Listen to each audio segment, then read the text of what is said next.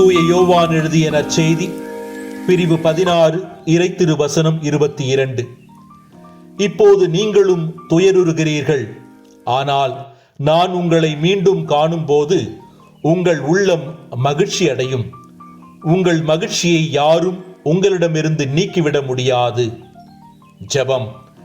மகிழ்ச்சி என்னும் நல் உணர்வை எங்கள் மனங்களில் விதைத்தவரே இறைவா, உம்மால் அன்றி வேறு யாராலும் எங்களது வாழ்க்கைக்கு நிறைவளிக்க முடியாது என்பதை நாங்கள் உணர்கின்றோம். நீர் எங்களுக்கு வாக்களித்த மகிழ்ச்சியை எங்களிடமிருந்து வேறு யாரும் நீக்கிவிட முடியாது என்பதை ஆழமாக நம்பி வாழவும், உமது மகிழ்ச்சியில் நாங்கள் நிலைத்திருக்கவும் தேவையான அருளினை தாரும். ஆமென்.